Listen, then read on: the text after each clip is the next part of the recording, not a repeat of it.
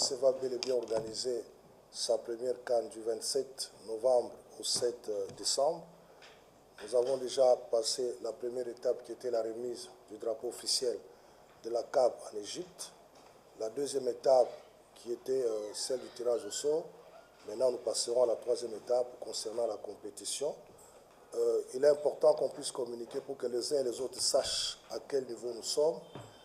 Nous sommes à votre entière disposition pour toutes les questions, afin que nous puissions tous avoir une même idée sur ce qui a déjà été fait et ce qui reste à faire et ce que nous allons faire ensemble pour la plus grande réussite de cette compétition. En ce qui concerne la cérémonie d'ouverture et de clôture, nous sommes obligés de travailler avec une agence qui avait travaillé avec M. Isidore par rapport à l'ouverture et à la clôture des Jeux africains.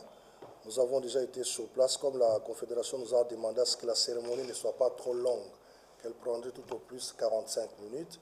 Nous avons fait le premier parcours avec les organisateurs déjà de cette cérémonie le lundi passé au gymnase. Nous attendons leurs experts qui viendront d'Afrique du Sud et de la France. Je pense qu'ils seront là ce week-end. Et la semaine prochaine, nous aurons l'idée de ce que nous voulons communiquer parce que lors de la cérémonie, il est important de vendre l'image du pays. Donc, nous allons discuter avec eux sur la cérémonie proprement dite. Et la deuxième question, c'était la sensibilisation. Je pense que la sensibilisation, moi, je jette cette balle dans votre camp. Vous êtes des chevaliers de la plume et nous avons mis une commission de communication qui sera déjà installée, je crois, à la fin de cette semaine. Et c'est cette commission qui va nous aider à mieux sensibiliser parce que la sensibilisation doit être dans toutes ses formes, pour que tout le monde sache qu'il y a un grand événement qui va se dérouler ici au Congo, que tout le monde puisse s'impliquer. Donc d'ici là, déjà, vous verrez que les panneaux seront déjà montés. Je crois qu'on a déjà monté 5 à 6 panneaux. Donc avant la fin de la semaine prochaine, peut-être toute la ville sera saturée de panneaux annonçant déjà l'événement. Quand même un ancien pratiquant de la discipline. Je suis vraiment passionné du handball. J'aime suivre toutes les rencontres de handball, même les championnats qui se jouent en dehors de nos frontières. Aujourd'hui, vous avez suivi lors de la cérémonie du tirage au sort, on a subdivisé toutes les équipes, les 12 équipes participantes en poules. Donc nous avons été au deuxième chapitre, deuxième groupe, après l'Angola et le Congo-Brazzaville. Cela veut dire que déjà sur le plan africain, nous sommes bien placés. Nous sommes en troisième position avec le Sénégal. N'oubliez pas que nous avons été vice-champions d'Afrique en Algérie. Nous avions loupé de justesse contre la Tunisie. C'est une équipe qui est très forte, qui est aussi renforcée. Je pense que nous n'avons pas suivi le premier stage au Portugal. Et Dieu merci, la fédération portugaise a encore lancé une invitation à cette équipe nationale parce qu'elle a senti qu'on avait presque le même niveau. Le match s'est soldé sur un écart de 2 buts. Donc à partir du 21 octobre, nous aurons encore un stage bloqué de plus ou moins 11 jours au Portugal, avec éventuellement 3 matchs amicaux avec le Sénégal, la Turquie. Ils sont en train de chercher encore une autre sélection. Donc c'est là où nous aurons réellement une bonne vision de l'équipe. Mais je vous dis que sans objectif, vous ne saurez pas bien travailler. Nous avons des objectifs. Le premier objectif d'abord, c'est de retourner dans le carré, parce qu'à la dernière CAN, on a loupé les carrés. C'est de retourner dans le carré, synonyme d'être qualifié directement à la Coupe du Monde.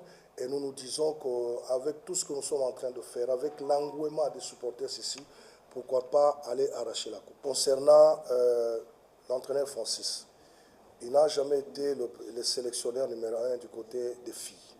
Francis est le sélectionneur du côté des garçons. Vous savez que le sélectionneur du côté des filles, c'était M. Mpoa, de Congo-Brazzaville. Depuis qu'on était au Cameroun, il était un peu souffrant. Et puis, en allant au Sénégal en dernière minute, la santé n'a pas permis à ce qu'il soit au Sénégal, raison pour laquelle Francis, qui était son adjoint, avec qui devait prendre directement la commande de l'équipe. Mais en ce qui concerne M. Clément, c'est un entraîneur avec qui on avait déjà commencé le contact depuis longtemps. C'est un entraîneur qui entraînait une très belle équipe à Orléans. On avait pris déjà des contacts en temps, mais ça bloquait un certain niveau parce qu'il ne savait pas se libérer de son club. Mais après, quand il a été libéré de son club, il se sentait prêt à conduire l'équipe. C'est comme ça que, comme il y avait déjà des choses qui étaient déjà mises en place avec lui, on a accepté ce qui retrouve l'équipe et bien sûr accompagné de Francis. Mais quand vous parlez de... En fait, il faudrait que les gens comprennent comment l'IHF à organiser ces différentes compétitions et ces clubs. Aujourd'hui, je crois que si vous suivez en Égypte, il y a la Coupe du Monde des clubs qui se joue. Nous, en tant que Congolais, aujourd'hui, si nous avons une équipe qui veut bien jouer la Coupe de clubs, nous avons droit à engager même 4 joueurs de n'importe quelle nationalité, pourvu que nous respections la procédure de la CABIHF avec des licences professionnelles qui coûtent énormément cher. En ce qui concerne les équipes nationales, il y a dans la réglementation de l'IHF, je ne maîtrise pas bien l'article, on permet à toutes les équipes nationales d'avoir même des athlètes naturalisés. Si vous avez suivi la Coupe du Monde qui s'était jouée au Qatar, je pense que toute l'équipe nationale du Qatar était composée des étrangers. Mais ils ont limité. Mais nous avions la chance d'avoir aussi des binationaux. Aujourd'hui, avec ce que nous avons fait en étant l'entraîneur Francis, nous devons ici le remercier parce qu'il a déniché beaucoup d'athlètes congolais qui jouent au niveau de l'espace Schengen.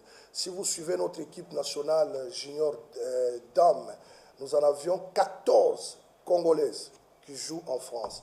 Donc, allez comprendre que d'ici 2-4 ans, nous n'aurons pas de problème. Mais au niveau de l'équipe nationale, la plupart, donc presque l'ossature s'est composé des Congolais, mais à part, je crois, 2 joueuses qu'on a pu naturaliser. Je crois que nous avons souffert pendant plus ou moins 3 ans sans championnat national. Les gens peuvent critiquer à gauche, à droite, mais il faut entrer en profondeur pour connaître le pourquoi. 2 saisons qu'on n'a pas fait jouer le championnat national. Vous savez, le handball se pratiquait au niveau du stade des Martyrs et puis au niveau du stade du Vermeer. Mais les 2 terrains étaient réquisitionnés par les organisateurs de la francophonie. Donc, on devait laisser la place à la francophonie de construire des installations sportives que nous bénéficions aujourd'hui. En ce moment-là, on n'avait plus un endroit où on pouvait faire jouer les championnats à Kinshasa.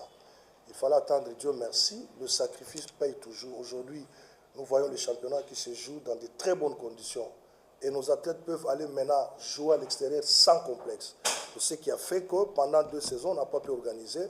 Mais déjà, dès le début du mois prochain, il y aura les championnats nationaux qui vont se jouer ici à Kinshasa.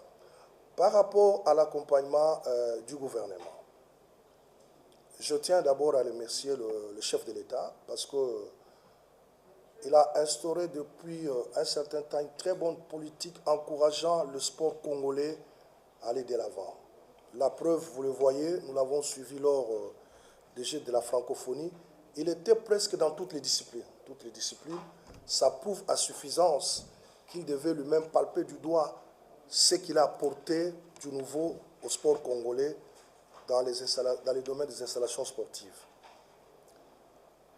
Je pense, aujourd'hui je peux le dire, que nous aurons l'accompagnement du gouvernement parce que c'est un dossier que nous avions commencé avec le ministre Kabulo, que je tiens à le remercier parce qu'il faut quand même jeter des fleurs aux personnes qui se sont aussi impliquées pour que nous arrivions là où nous sommes. Et quand nous avons voulu déposer la candidature, il fallait l'accompagnement du gouvernement et le ministre Kaboula a été voir le Premier ministre Sama qui avait donné son aval et on a écrit à la Confédération. Une fois que la RDC a été choisie, le président de la Confédération est arrivé, on a été avec lui chez le ministre Kaboulou ainsi que chez le Premier ministre. Mais avec l'arrivée du ministre Didier Boudimbu, on a discuté avec lui, il s'est beaucoup impliqué, ça, je tiens à le souligner. Peut-être les gens ne comprendront pas pourquoi je dis ça, parce qu'il fallait à tout prix porter ce dossier au niveau du Conseil des ministres. Parce que c'est un dossier qui demande l'aval du Conseil des ministres pour que le ministre sectoriel impliqué dans cette organisation puisse commencer à mettre la main dans la pâte. Et il a envoyé ce dossier à la première ministre. Tout de suite là, quand il a vu que c'était les dames, il a dit « ça tombe à pic, donc nous devons y aller ». Et le dossier a été présenté dans la communication du Premier ministre 11e Conseil. Ça a été validé sous l'impulsion du chef de l'État. Et je pense que les ministres sectoriels sont déjà impliqués dans ces dossiers. Je l'avais dit lors de mon mot à la cérémonie du tirage au sort. J'ai été voir personnellement le ministre du Budget, on a discuté avec lui. J'ai été voir le ministre des Finances. D'ailleurs, le jour où j'étais avec le ministre des Finances, je lui ai dit que nous avons des difficultés, étant donné que vous avez demandé à ce que le budget soit déterminé avant qu'on puisse l'acheminer ici chez vous. Mais maintenant, nous sommes en difficulté par rapport à la cérémonie du tirage au sort. Vous avez suivi directement, il a pris son téléphone, il a appelé. Je peux le dire aujourd'hui, à 60%, ce qui s'est fait au niveau du tirage au sort, c'était l'implication personnelle du ministre des Finances et celui des Sports.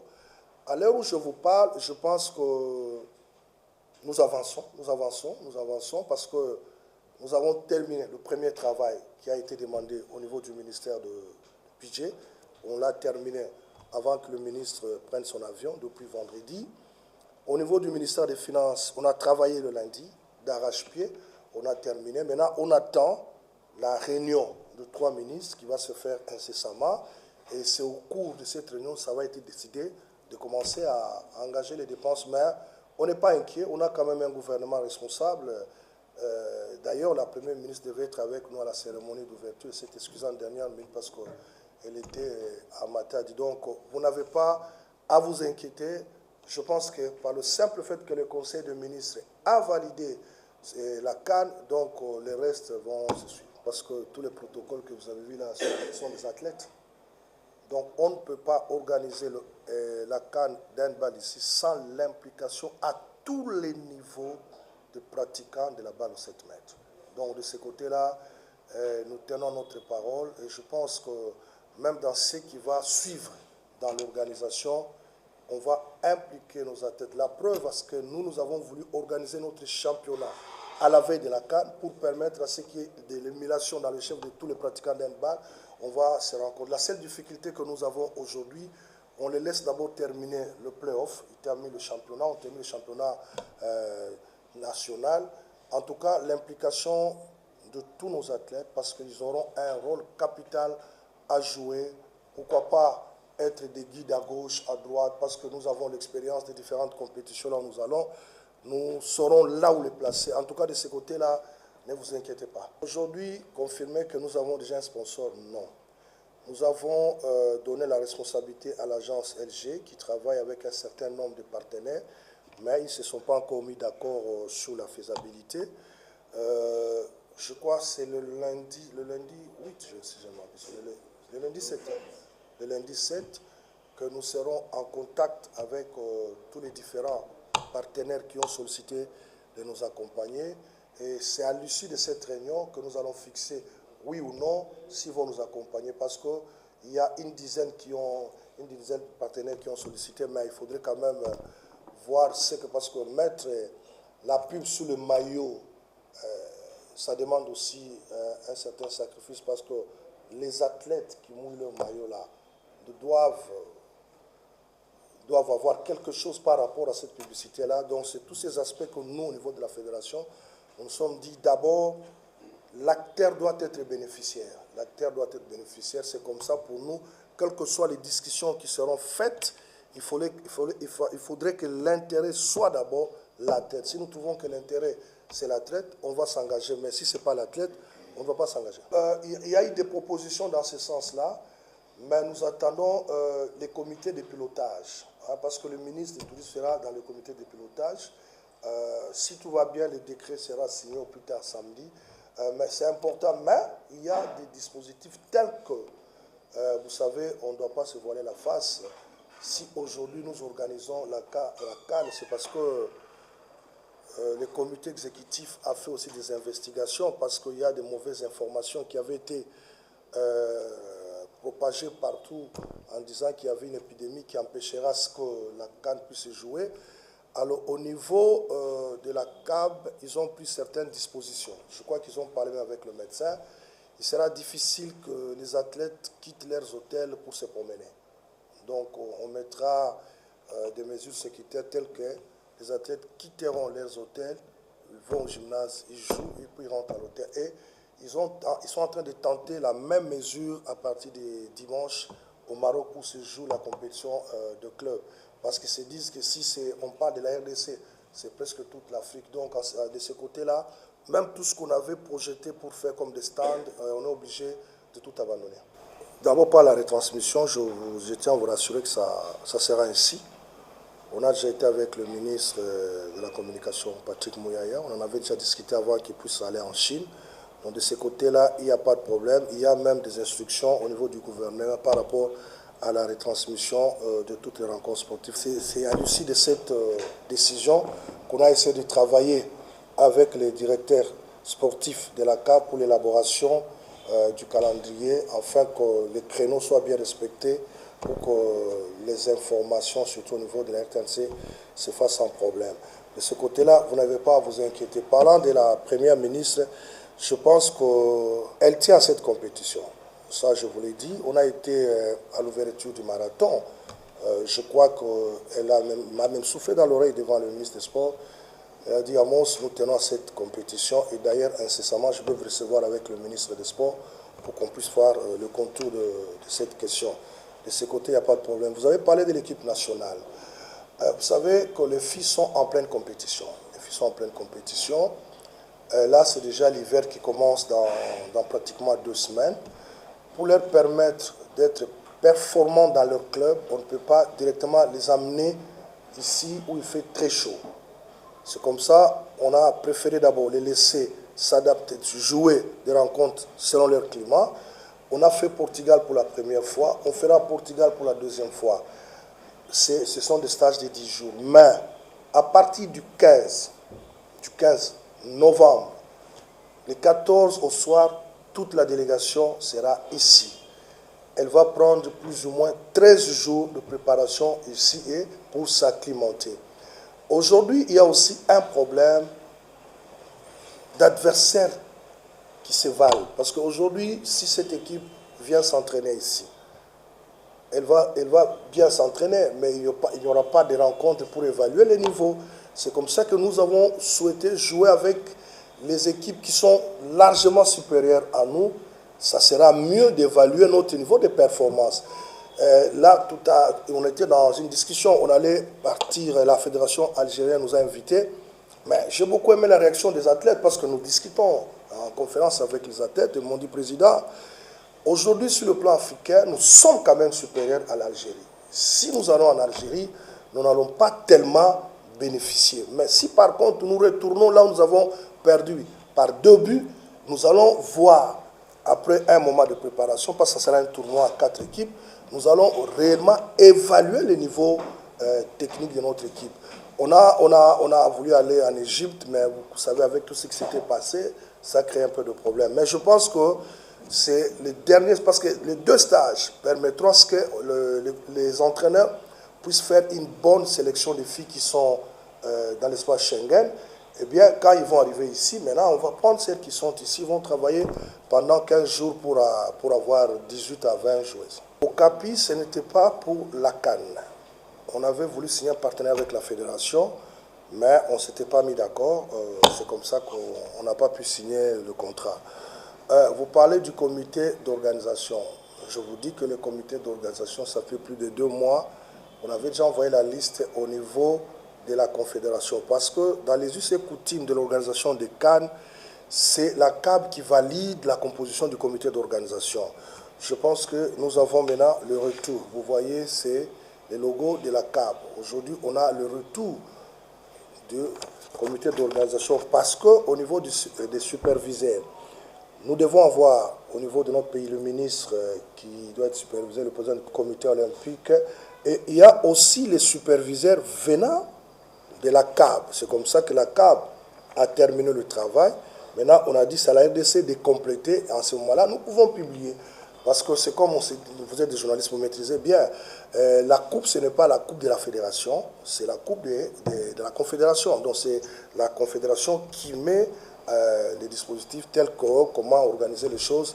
Et surtout en ce qui concerne la composition du comité d'organisateurs. Parce que quand le président ou un délégué de la CAB viendra ici, et cette fois-ci, ce n'est pas pour parler avec le président de la fédération, il va maintenant commencer à travailler avec le comité d'organisation qui a été approuvé chez eux. Si vous attendez la publication, ça, ce n'est pas un problème. Même tout à l'heure, on peut publier. Et je pense que les concernés le savent déjà. Il sera question de notifier. Les commissions, vous le savez déjà, il n'y a pas de problème. Donc aujourd'hui, nous pouvons nous dire que nous sommes prêts. Je pense que concernant les tapis, le dossier est presque fin, prêt au niveau du ministère des Finances. Avec les concernés, on a déjà parlé, parce qu'on ne va pas mettre les tapis dans les bateaux, donc ça viendra avec l'avion. Parce que les tapis seront accompagnés des techniciens pour placer ça. Et nous avions souhaité que ça soit placé après les championnats de la boxe. Parce que si on mettait ça avec avant le championnat de la boxe, allez-y comprendre que ça ne va pas aller. En ce qui concerne les filles qui jouent au pays ici, vous savez que lors des Jeux africains, on avait presque pris le statut local qui était complété par quelques filles qui sont venues de l'Europe. Aujourd'hui, on ne sait pas d'abord commencer les entraînements parce que les athlètes doivent jouer les playoffs. Entre l'entraînement et la compétition, je pense que celle qui rend l'athlète plus efficace, c'est la compétition. Donc on laissera les athlètes d'abord terminer le playoff. Juste après le playoff, il y a le championnat national. Et nous avons fait des calculs de sorte qu'en terminant le championnat national, nous sommes presque à la veille de la préparation de l'arrivée des filles de l'Europe. Ça permettra que 15 jours, c'est amplement suffisant. On ne va pas se voiler la face en disant qu'ici, on va prendre 8 filles, 6 filles. Moi, je pense que nous avons quand même, c'est la haute gamme, comme je l'ai dit, c'est le haut niveau. Donc là, on ne fera pas des sentiments. On ne fera pas des sentiments pour dire que non. Voilà, parce que parfois, les journalistes sont des couteaux à double tranchant. J'ai suivi les gens qui disent là, non, on prend que de points. Mais pourquoi vous ne critiquez pas les Léopards football? Est-ce que vous êtes d'accord avec moi qu'aujourd'hui on a des résultats? On a des résultats. Mais regardez, s'il faut parler de la Lina Foot, comment la fédération souffre pour organiser la Lina Foot. Aujourd'hui, on ne peut pas se dire que les gens ont des moyens comme ils les avaient auparavant où toutes les équipes étaient bien gérées. Quand vous voyez aujourd'hui même les niveaux de nos championnats, on peut se dire en tout cas, il y a beaucoup de choses. Ça, je ne vais pas entrer sur ce domaine-là parce qu'un jour, je dois vous inviter pour qu'on parle avec le journaliste, même devant la télé. Parce qu'à un certain moment, il faudrait que les critiques soient objectives. Nous avons un objectif ou deux objectifs. Nous devons retourner à la Coupe du Monde et absolument, pourquoi pas, nous organiser chez nous. La Côte d'Ivoire l'a fait, rafler la Coupe. Vous n'allez pas nous demander de faire du sentiment. Vous n'allez pas me demander, moi, président de la fédération, d'imposer des athlètes qui sont moins performantes par rapport à celles qui viennent. Non, ça, je n'accepterai pas. Je vous donne l'exemple. Aujourd'hui, quand vous voyez Christiane, comment elle travaille, quand vous voyez toutes ces filles-là, comment elles travaillent, les conditions dans lesquelles ces filles-là travaillent ne sont pas les mêmes conditions. Je prends, à Kinshasa, il y a des petites qui émergent, comme qu'on appelle généralement Zododo. Ce sont des filles qui émergent. Mais on va les encourager. Il y a au Katanga des filles comme, j'aime appeler ma star, Moussonda. Ce sont des filles qui jouent bien. Donc, on ne veut pas dire qu'on n'a pas de joueuses ici, mais on va donner la chance à tout le monde que l'entraîneur fasse son choix. Donc, pour nous, nous souhaiterons que les meilleures joueuses soient retenues. Parce que nous courons derrière les résultats. RDC en finale, dames, en Algérie contre la Tunisie. Sous l'effectif de 16 joueuses, 10 évoluant au pays. 10 évoluant au pays ici. 6 professionnels arrivés en finale. Vous savez, aujourd'hui, nous, handball, nous regrettons, bon, c'est arrivé, on avait une très bonne politique de génération. On avait créé des générations. La preuve en est que l'équipe junior était vice-championne à Oyo face à l'Angola. C'est cette équipe qu'on projetait pour 5-6 ans, 10 ans plutôt. Il y a l'équipe cadette. Comme elles étaient qualifiées à la Coupe du Monde, vous savez ce qui se passe. Sur 18 athlètes arrivés sur place, 16 sont partis. Et vous savez ce que ça coûte, la préparation. Je crois que tout le monde connaît la génération Bétou. Si on avait cette génération, je ne pense pas qu'on allait commencer à chercher des professionnels.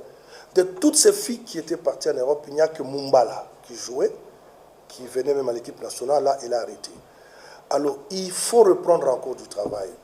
D'abord, ici à Kinshasa, vous ne trouverez pas un magasin là où on vend le ballon d'handball. Mais, Dieu merci, nous en avons acheté beaucoup et nous profitons aussi de cette canne pour faire venir plus ou moins 10 000 ballons.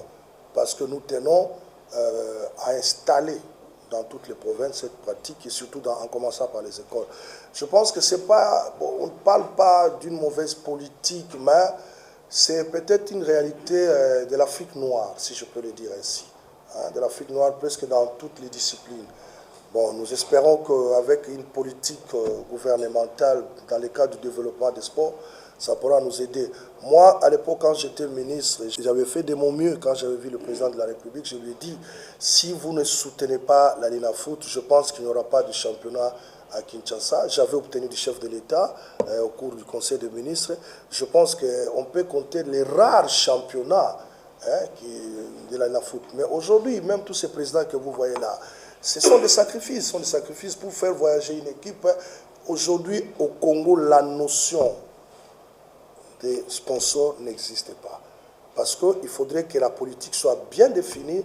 Moi, je suis surpris quand vous voyez la fédération, l'équipe française, elle est prise en charge à 100% par la fédération française. Mais quand vous voyez le budget de la fédération française, ce n'est pas l'État qui donne, ce sont des sponsors. Donc, ils donnent autant de moyens à la fédération et ça permet. Je prends l'Angola aujourd'hui. Tout le monde parle de l'Angola. L'Angola, ça fait autant d'années du côté des filles. Elles ne sont que championnes. Mais au début de l'année comme ça, on met dans le compte de la fédération 10 millions de dollars. Et la fédération n'a pas à chercher de l'argent. Donc la fédération n'a qu'à programmer les activités, la formation. Quand il y a stage, n'importe où. Donc les Angolaises ne se demandent même pas comment on va voyager. Donc 3 mois avant, elles ont déjà leur billet, tout c'est réservé. Parce qu'il y a les sponsors qui mettent des moyens. Mais aujourd'hui, nous avons ce problème-là. On ne doit pas dire que l'État n'a que l'aspect sport, mais il y a plusieurs départements. Je pense que prions Dieu que les choses évoluent dans le bon sens. Ça permettra aussi que le sport puisse aller de l'avant. La CAN doit booster, une fois pour toutes, le développement de ces disciplines ici. Vous ne pouvez pas organiser la CAN et que demain, tout soit à la case zéro. Nous avions essayé de résoudre d'abord le problème majeur, le problème des matériels.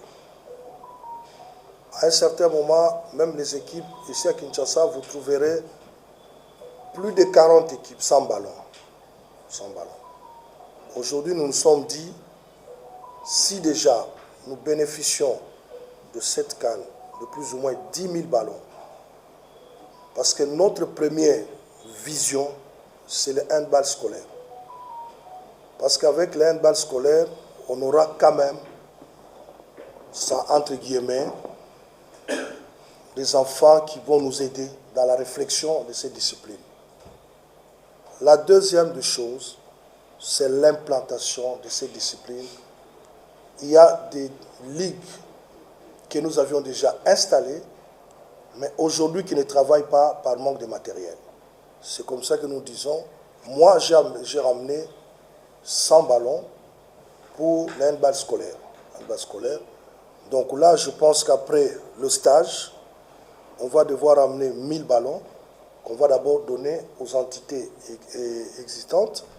Et puis par après, quand le lot de plus ou moins 10 ballons viendra avec les tapis, ça va nous permettre, nous avons sollicité auprès de la Fédération internationale la formation des cadres techniques. On doit se dire la vérité, il faut vraiment des recyclages. Parce que c'est une nouvelle race, une nouvelle équipe.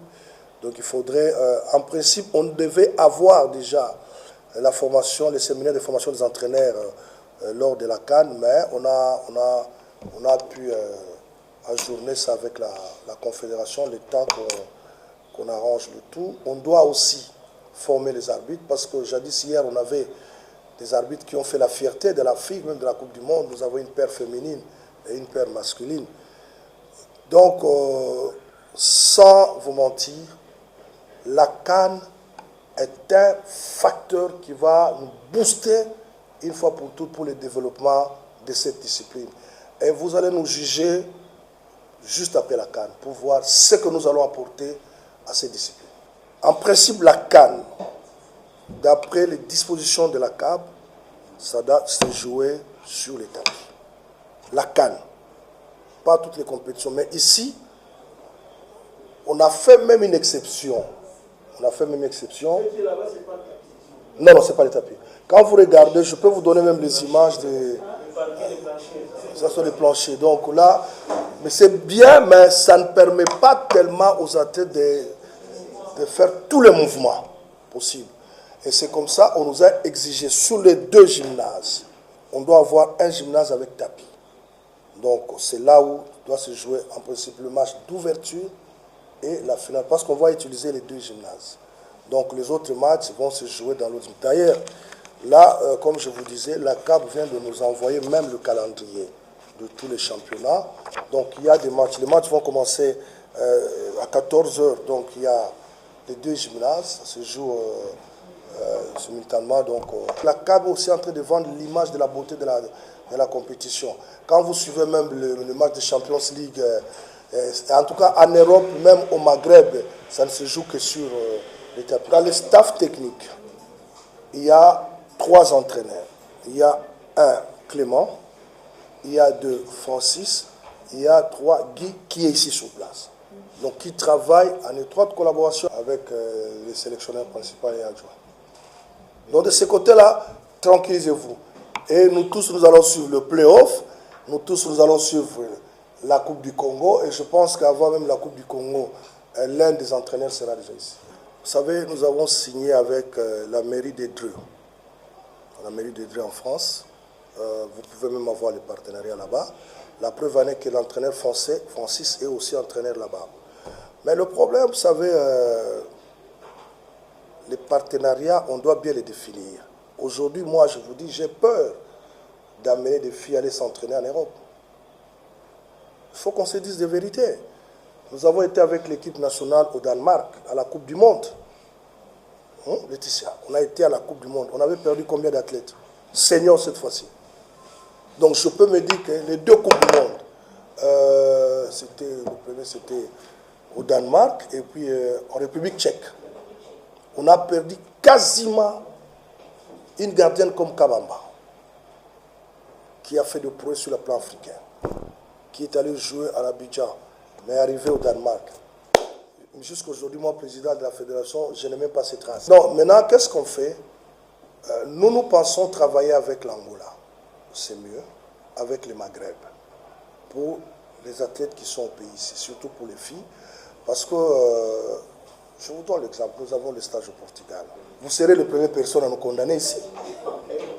Oui, vous serez les premières personnes à nous dire, président, mais pourquoi, sachant qu'on était à la veille de la compétition, il fallait laisser ces filles attendre ici, pourquoi vous les avez amenées là-bas? Maintenant, parce qu'en fait, l'administration européenne n'est pas comme l'administration africaine. Quand en Europe, l'athlète a son visa, vous ne pouvez pas l'interdire de faire ses mouvements. Moi, j'avais porté plainte à l'époque à la Fédération internationale. Qu'est-ce qu'ils m'ont dit? Est-ce que nous sommes les gardiens de vos athlètes? Quand l'athlète arrive, elle a son visa. Elle est libre de ses mouvements. Mais aujourd'hui, vous ramenez, on peut faire les démarches là. L'invitation est déjà arrivée. On prend 7 filles ici. On les amène au Portugal. Mais après, avant qu'elles montent à l'avion, tous les contacts ont déjà été faits. Vous voyez donc, poser la question à Basouka. J'ai pris du temps. Je crois, non, ce qui était là, Rigo. J'ai pris le temps pour les convaincre de rentrer ici. Mars, tous les athlètes, moi-même, je les ai dit, vous avez un visa de 3 mois, multiples entrées, rentrez même au pays, vous pouvez venir en vacances et après vous aurez le visa. Le garçon de judoka, qui voulait même rester, il m'a dit, Pastor Tozo Makaka. Maintenant, il est où? Maintenant, il est en France. Vous voyez, mais aujourd'hui, même quand on parle du basket, vous vous souviendrez, on avait une très grande génération. Los Angeles, vous rappelle quoi? Atlanta. Jeux olympiques d'Atlanta, vous rappelle quoi? Voilà, même les Jeux de la francophonie. On avait une très grande équipe de basket. On comptait même remporter la Coupe d'Afrique avec cette équipe-là. Mais une fois arrivé, c'était à Monaco, non? Nice. Avant même, c'était... Donc, alors vous n'allez pas m'exposer pour me critiquer après. Je préfère...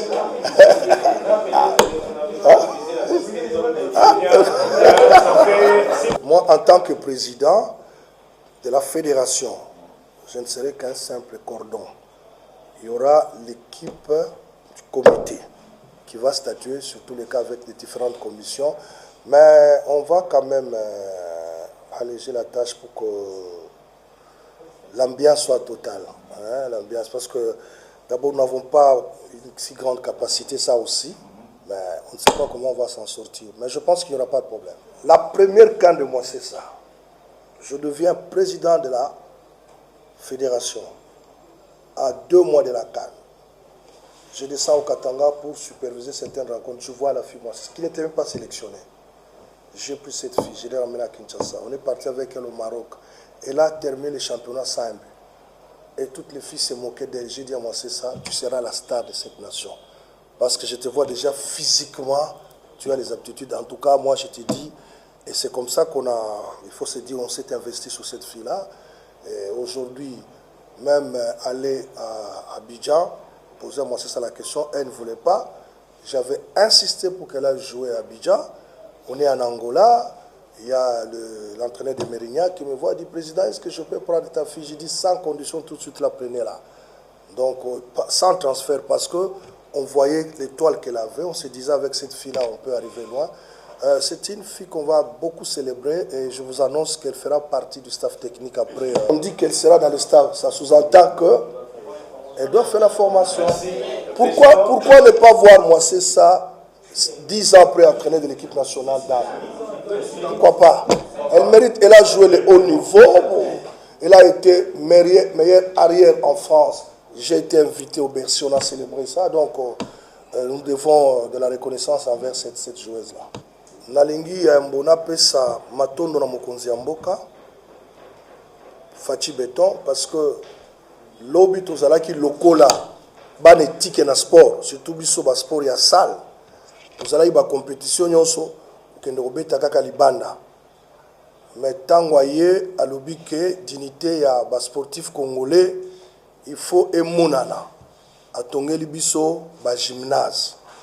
Alors mukolo ayambaki ba délégation ba participaki na Jean francophonie alobi nalingi lisusu te tokendaka mingi libanda tolingi pe masano eya awa tosali yango lelo tozobeta coupe d'Afrique awa congolais nyonso awa eza likambo ya mboka tokoki kozala na ba division entre nous okozala olingaka mutu ya songolo te apakala te mais quand il s'agit d'intérêt ya mboka esengeli tosangana namoni bato biso tozolela tokenda coupe du monde ya football kala mais soki oza congolais okoloba te ke non tokende te fo tokende awa tozobeta handball tosengi na congolais nyonso oza na temps ya koya na gymnase kolanda match yaka oza na temps te na ba télévision toko signer pe partenariat na moi ba chaîne moi ebele pour que ba match nyonso eleka na télévision surtout ba match na biso to senga ki na ba confédération ezala kaka partir à 18h pour permettre que congolais nyonso ana ndaku atala tout soutenir bana na biso to se qualifier pour la coupe du monde et puis to kende pour na nito zwa nkenité oyo Angola zwa yango a chango na ndaku na ye mbula na mbula batu nyonso bakendaka kan bayebi ke suka e kokende na Angola Congo eza mboka ba surprise tozolika ke après appui ya batu nyonso linzanze kotikala awa nazopesa merci na mama premier ministre Judith pour na implication na ye tina suka na banzi ye moko prometaki ke bana na ye basi soki ba ye akoyamba bango avant babanda même préparation awa pour apesa bango message ya mokonzi ya mboka baza exigeant balingi linzanza etikala awa. Merci na ministre ya sport Didier Boudimbo pour na ba effort azola la terre azobenganga 1h du matin bokomi na niveau nini merci beaucoup merci na ministre à budget na musala nyonso sali ndengo lobaki ke nga pona sport na s'impliquer, na moni yango s'impliquer. Merci pour la ministre de la Finance Doudou, merci pour l'équipe au Tchèque qui a travaillé.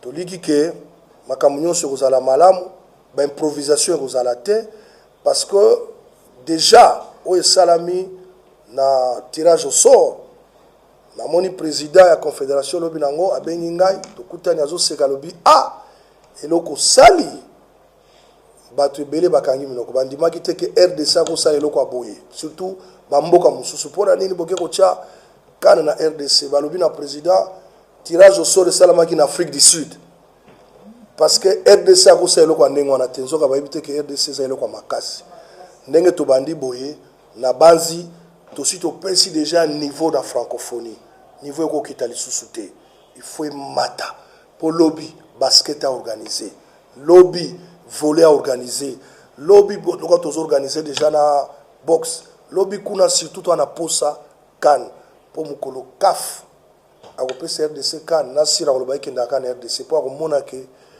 Congo baza ba passionné à sport biso stade ko banozala kaka plein